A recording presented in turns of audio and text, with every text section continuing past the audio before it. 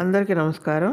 ஏத்தக்களங்கள் எதிர் பொங்கி மீதளிப்ப மாத்தாதே பால் சோரியும் வள்ளல் பெரும் பசுக்கள் ஆத்தப்படைத்தான் மகனே அறிவூராய் ஊத்தம் முடியாய் பெரியாம் உலகினில் தோத்தமாய் நின்ற சுடரே துயிலேளாய் மாத்தாரு நக்கோ வலிதுளைந்து உன் வாசற்கண் ஆத்தாது வந்து உன்னடி பணியுமா போலே போத்தியாம் வந்தோம் పుగళిందేలోరెంబవై.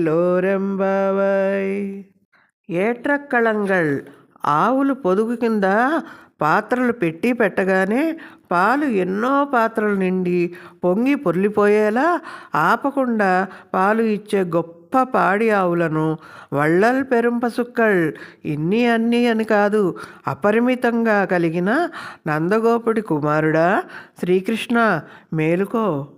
చూసారా, ముందుగా పెద్దవాళ్ల గొప్పతనాన్ని కీర్తించటమే అప్పటి మర్యాద. ఊట్రమ్ముడయ్యాయ్ పెరియాయ్, స్థిరమైన స్వభావం కలవాడిగా, అందరికంటే గొప్పవాడిగా, ఈ లోకంలో ఒక కాంతిపుంజంలా అవతరించిన జ్యోతిస్వరూపుడా నిద్రలేవయ్యా.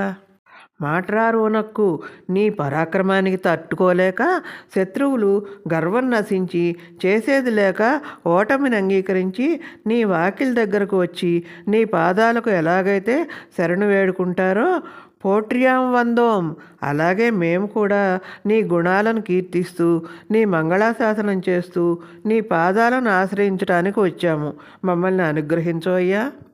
ఇక్కడ పాత్రలు పెట్టగానే అడగకుండానే పాలు ఇవ్వటం అనేది భగవంతుని దాతృత్వానికి సంకేతం.